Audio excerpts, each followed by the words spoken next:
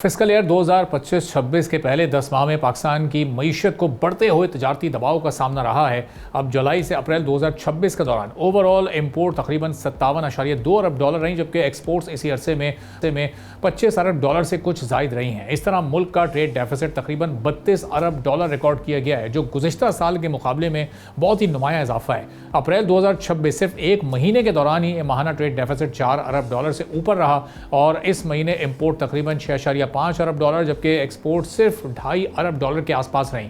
अब ये फ़र्क जाहिर करता है कि पाकिस्तान अब भी इंपोर्ट ड्रिवन इकोनॉमी के दबाव में और इकोनॉमिक एक्सपर्ट्स के मुताबिक ये बढ़ता हुआ ट्रेड डेफिसिट रुपए पर दबाव भी बढ़ा सकता है और फिर फॉरेन एक्सचेंज रिजर्व्स को भी मुतासर कर सकता है। लेकिन बैरून मुल्क पाकिस्तानियों के रेमिटेंसेज ने इस दबाव को काफ़ी हद तक माजी में भी बैलेंस किया है। जुलाई से अप्रैल 2026 में रेमिटेंसेज 33.8 अरब डॉलर तक पहुंचने से करंट अकाउंट को खासा सहारा मिला।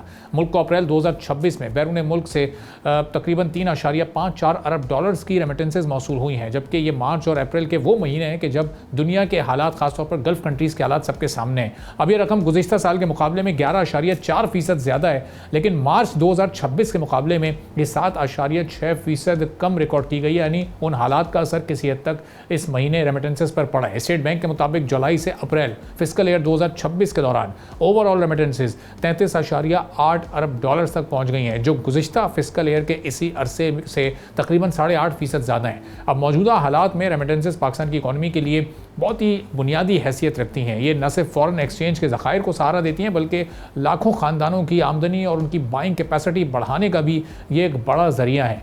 अप्रैल में सबसे ज़्यादा ये रेमिटेंसेज सऊदी अरब से आई हैं, जहाँ पाकिस्तानियों ने मुल्क में 842 मिलियन डॉलर भेजे हैं। फिर यूएई 735 मिलियन डॉलर के साथ दूसरे नंबर पर है। फिर तीसरा नंबर आता है इस फहरिस्त में यूरोप का, बरतानिया का, जहाँ से 564 मिलियन डॉलर मौसूल हुए हैं। अब मार्च में रमज़ान और ईद के बाईस रेमिटेंसेज में गैर मामूली इजाफा हुआ था, क्योंकि बैरून मुल्क पाकिस्तानी ईद से पहले ज़्यादा रकम भेजते हैं। ज़ाहिर एक फेस्टिविटी होती है। अप्रैल में ये ट्रेंड मामूल पर आ गया, जिससे माहाना कमी देखी गई है। इसके अलावा फिर सऊदी अरब और यूएई से आने वाली रकम में मार्च के मुकाबले में कमी ने भी ओवरऑल स्टैटिस्टिक्स पर एक नेगेटिव इम्पैक्ट डाला है। अब कुछ रिपोर्ट्स ऐसी हैं जिसके मुताबिक पाकिस्तान की तकरीबन 55% रेमिटेंसेज मशरिक़ वस्ती से आती हैं और इसीलिए खित्ते में जोग्राफिया कशीदगी के साथ तेल की कीमतों में उतार चढ़ाव के अलावा तामीराती सरगर्मियों में कमी और फिर रोज़गार के मौके में सुस्त रवि पाकिस्तान की रेमिटेंसेज पर बराह रास्त असर डालती है। अगर खलीजी मईशतें दबाव का शिकार होती हैं तो पाकिस्तानी मजदूरों की आमदनी और फिर जो उनकी नई भर्तियाँ हैं उसमें भी कमी आ जाती है। अब एक ट्रेंड तहकीक में ये भी सामने आया है, जिसके मुताबिक सऊदीया समेत सारे गल्फ़ कंट्रीज़ में पाकिस्तानियों की जो बड़ी तादाद है वो लो स्किल्ड लेबर है, जबकि यूरोप और अमेरिका में जितने भी पाकिस्तानी मुकीम हैं उनमें ज़्यादातर वाइट कॉलर जॉब्स करते हैं। अब ऐसे में कंस्ट्रक्शन इंडस्ट्री अगर मुतासिर होती है तो इसका असर ज़ाहिर है गल्फ़ कंट्रीज़ में पाकिस्तानी मज़दूरों पर पड़ता है। तो अब इस सूरत हाल में कैसे मैनेज करना है गवर्नमेंट को, कैसे अपनी शिफ्ट करनी है, कैसे इस ट्रेड डेफिसिट को इसके चैलेंज को ओवरकम करना है, इस पर हम गुफ्तगू करेंगे। डॉक्टर फ़ारूक सलीम साहब माहिर माशियात हैं, हमारे साथ मौजूद हैं। डॉक्टर साहब, बहुत शुक्रिया प्रोग्राम के लिए, आपने वक्त निकाला। अब ये इस वक्त जो सूरत हाल है, अप्रैल में रेमिटेंसेज मामूल के मुताबिक हमें नज़र आ रही हैं। इस जंग के असरात क्या पाकिस्तान की रेमिटेंसेज को मुतासिर करेंगे? चूँकि ट्रेड डेफिसिट जितना है उसको बैलेंस करने का अब शायद वाहिद ये जरिया रेमिटेंसेज ही रह गई हैं। जी, अभी जो अदाद शुमार आपने बयान किए हैं उसमें ढकी छुपी अच्छी खबरें भी हैं और बुरी खबरें भी। देखिए, एक अच्छी खबर तो उसमें नज़र ये आ रही है कि जो एक्सपेक्टेशन थी, जो प्रोजेक्शंस की जा रही थी कि फरवरी की 28 तारीख को जो जंग शुरू हुई है उसके नतीजे में हमारी जो रेमिटेंसेज हैं वो शायद गिरती हुई नज़र आएंगी, तो वो एक्सपेक्टेशंस या वो प्रोजेक्शन जो हैं वो गलत साबित हुई। तो इसमें एक्चुअली हमने देखा है कि ईयर ओवर ईयर जैसे आपने बताया कि उसमें इजाफा जो है वो सामने आया है। मेरा तखमीना ये है कि अभी तक जुलाई से अप्रैल तक जो हमने अदाद शुमार देखे हैं, हम रेमिटेंसेज के हवाले से 40 बिलियन डॉलर से क्रॉस कर देंगे। मेरा ख्याल है कि पाकिस्तान की तारीख में पहली दफ़ा हम एक नया ऑल टाइम हाई जिसको हम कहते हैं वो मेरे तखमीने में हमें नज़र आएगा 40 बिलियन से ज़्यादा। जो आपने अदाद शुमार बताए उसमें एक्सपोर्ट्स हैं, इंपोर्ट्स हैं, खसारा 32 का है और रेमिटेंसेज हैं 34 की। इसका मतलब कि 2 बिलियन डॉलर का जो खसारा है वो हमने इजाफी कवर कर लिया रेमिटेंसेज की बुनियाद पर। बुरी खबर इसमें यह है कि हमारा तकरीबन सारा इन्हिसार जो है वो रेमिटेंसेज के ऊपर नज़र आता है। होना ये चाहिए कि इन्हिसार जो है वो एक्सपोर्ट्स के ऊपर होना चाहिए। जो नज़र आ रहा है उसमें एक्सपोर्ट जो हैं वो तकरीबन 6% उनमें गिरावट आई है। खसारा बहुत तेज़ी से बढ़ा, पिछले साल के मुकाबले में उसमें 20% इजाफा हुआ। और फिर जैसे आपने कहा कि मैंने सिर्फ दो ममालिक जिसमें सऊदी अरब और यूनाइटेड अरब एमिरेट्स तकरीबन 45% रेमिटेंसेस सिर्फ उन दो ममालिक से हैं और वो गिरी नहीं है। ये उसमें पॉजिटिव चीज़ नज़र आ रही। और फिर जो बरतानिया, यूरोपियन यूनियन और अमेरिका, अगर उन तीनों ममालिक को जमा कर दिया जाए तो 37% चला जाता है।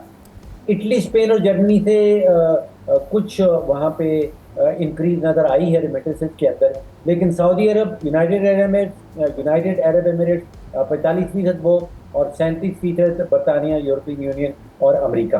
तो ये 5 या 6 ममालिक हैं जो जिनके ऊपर हमारा, आप सोचिए कि कंसंट्रेशन है रेमिटेंसेस की।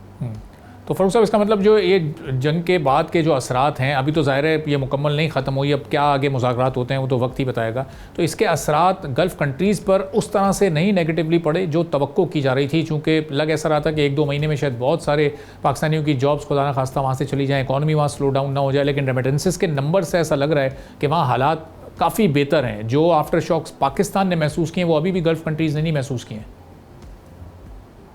देखिए, इस सिक्के के दो रुख हैं। एक रुख तो ये तवक्को करे बैठा था कि शायद बहुत तेज़ी से रेमिटेंसेस गिर जाएंगी और जो इकनॉमिक एक्टिविटी है गल्फ ममालिक की वो बहुत तेज़ी से कम हो जाएगी। दूसरा रुख वो है जिसको मैं सब्सक्राइब करता हूँ। देखिए, इनमें कोई 4 खलीजी ममालिक जो हैं गल्फ के कंट्रीज, जिनके पास अगर कलेक्टिव हम देखें तो तकरीबन $6 ट्रिलियन के, $6 ट्रिलियन के सॉवरन वेल्थ फंड्स हैं। जंग के नतीजे में तबाही आई है, जंग के नतीजे में नुकसानात पहुँचे हैं। मैं इस सिमत में देख रहा हूँ कि जंग के ख़ात्मे के बाद ये ममालिक जो हैं इनमें एक रिकन्स्ट्रक्शन किस्म का बूम आएगा। यहाँ पे इनको इजाफी लेबर चाहिए होगी, जंग के नतीजे में जो नुकसानात हुए हैं उनकी रीबिल्डिंग होगी, और ख़ास तौर पे जो डिफेंस का सेक्टर है उसमें अब इनको क्लियर कट गैप्स जो हैं वो नज़र आने लगी कि अमेरिका के बेसिस इन ममालिक में मौजूद थे और उसके बावजूद जो हैं वो ईरान के बैलिस्टिक मिसाइल्स और ड्रोन्स कुछ हद तक अपना नुकसान पहुंचाने में वो कामयाब हुए हैं। यूएई का जो इंटरसेप्शन रेट है वो मेरा ख्याल है कि तारीख का बहुत कंपैरेटिवली बड़ा हाई रेट है। वहाँ पे कहा जा रहा है कि 96% जो मिसाइल्स और ड्रोन्स ईरान की तरफ से आ रहे थे उनको कामयाबी से इंटरसेप्ट किया गया। तो एक रुख जो मैं आपके सामने रख रहा हूँ, जिसका मैं सब्सक्राइबर हूँ, वो ये है कि इन ममालिक में एक ग्रोथ पोटेंशियल नया आएगा, एक रीबिल्डिंग का बूम नया आएगा, और जो $6 ट्रिलियन के असासाजात इन ममालिक के पास मौजूद है। तो आप सोचिए कि ख्वाहिश है, इनकी ख्वाहिश होगी कि रीबिल्ड किया जाए, और उस ख्वाहिश को और उन ख्वाहिशात को पूरा करने के लिए पैसा इनके पास मौजूद है। तो मैं ये समझ रहा हूँ कि हमारी रेमिटेंसेस जो हैं वो नेगेटिव नहीं होंगी। मैं ये समझ रहा हूँ कि शायद वहाँ पे इवन इजाफी नौकरियाँ जो हैं वो सामने आए। सब्सक्राइब करें और बेल दबाएं ताकि कोई खबर रह न जाए।